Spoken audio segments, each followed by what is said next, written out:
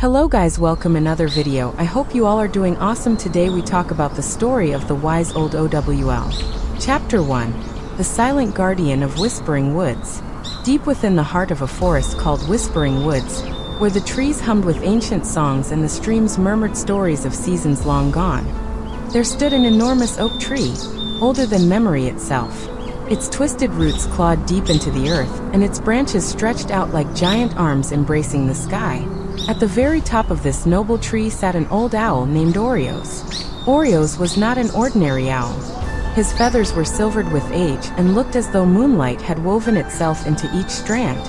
His eyes, wide and golden, seemed to capture every detail of the world, yet he rarely spoke. Some animals believed he was mute. Others swore he could speak, but only when the forest truly needed his voice. Those who observed him noticed something special. The more he saw, the less he spoke. The less he spoke, the more he listened. And the more he listened, the wiser he became. Every dawn, Orios would sit motionless on his branch, watching life unfold below. Foxes quarreling, squirrels racing, bees humming on their way to flowers, and deer quietly grazing. He watched. He listened. He learned. And because of this, the forest creatures respected him, though many didn't yet understand why silence could be so powerful. Chapter 2. The Noisy Newcomer. One summer morning, the tranquility of Whispering Woods was broken by the sound of loud, excited chatter. A young bird, a brightly colored jay named Jinko, flew through the branches like a streak of sky-blue lightning. Jinko had just moved to Whispering Woods and wanted everyone to know he had arrived. He shouted greetings before he was even close enough to hear a reply. "Good morning, everyone. Hey, look at me. I can fly faster than anyone here." He talked so much that he barely stopped to breathe. The animals raised eyebrows. The squirrels' tails drooped from the noise. The rabbits' long ears tilted backward. Even the river seemed to ripple with annoyance. But Jinko did not notice.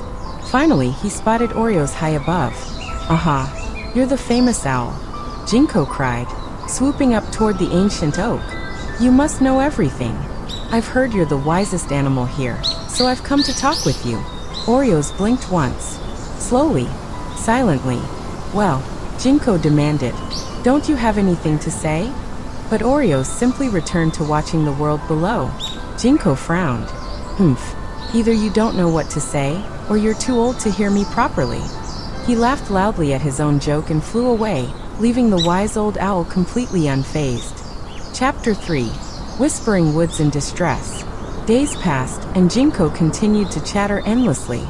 He interrupted conversations. He finished others' sentences. He boasted before thinking. He even gave advice he knew nothing about. The animals grew tired. "We can't hear ourselves think," the hedgehogs complained. "The forest has never been this noisy," the deer murmured. "Someone needs to speak to him," the beavers whispered. But no one dared. Except for one. Lila, the gentle rabbit, known for her courage despite her small size. She hopped up to Orios' tree. "Orios, wise owl, can't you speak to him? You've lived longer than anyone. You understand things we don't." Orios blinked, acknowledging her presence but still silent. Lila sighed. "I suppose you have your reasons." She turned and hopped away. But Orios had heard her. He heard everything. He knew the forest was reaching its limit. And he also knew that sometimes the best lessons were not taught with words, but with experience. Chapter 4. The Storm That No One Expected. It happened on a night when the air was too still and the clouds too heavy. Even the crickets were quiet, sensing something ominous. The first rumble of thunder echoed like a growl across the hills. Animals scurried to shelter.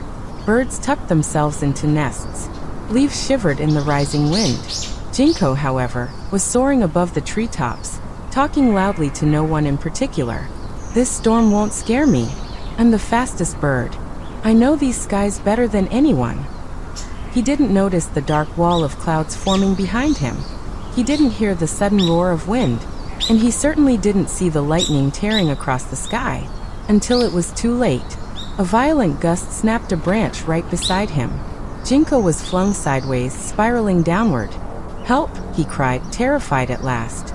Orios opened his golden eyes. Not a word escaped his beak, but he launched from his branch with silent wings, wings that had learned the winds long before Jinko was born. He swooped swiftly, gliding beneath the falling jay, guiding him toward a safer patch of trees. Jinko crashed into a thick bush but survived. Orios landed beside him, shaking raindrops from his feathers. You saved me," Jinko stammered. For the first time, Orios spoke. Only 3 words. "Storms teach silence." And then he flew back to his oak, leaving Jinko speechless, something that had never happened before. Chapter 5. The lesson begins. The storm passed by sunrise, leaving the forest sparkling with fresh rain. Jinko sat quietly, very quietly, on a branch near Orios. He didn't speak. He didn't boast. He didn't interrupt. He simply watched the world as Orios did. A squirrel thanked the sun for returning. A mother deer licked her fawn clean. A spider repaired its delicate web. A family of ducks waddled toward the pond. For the first time, Jinko saw instead of talked. He heard instead of shouted. He noticed instead of assumed. How have I missed all this? Jinko whispered to himself. Orios finally turned to him. Noise covers wisdom, he said softly. Jinko nodded slowly. And silence uncovers it. Orios gave a small approving blink. Chapter 6. A forest changed. Days turned into weeks. Jinko became different. He listened when others spoke. He asked questions instead of declaring answers. He observed before reacting. And most importantly, he learned. One day, the young jay sat beside Orios again. I think I finally understand, he said. You weren't ignoring me. You were teaching me. By showing instead of telling. Orios spoke only 4 words. Listening grows the mind. And Jinko felt the truth settle deep inside him. Now he knew why the wise owl spoke so little. Every creature in the forest saw the change. Jinko is calmer. He waits before he speaks. He actually listens now. Jinko felt proud, but in a quiet, humble way. Chapter 7. The day wisdom spread. One morning, Lila the rabbit approached Orios' oak, but this time she wasn't alone.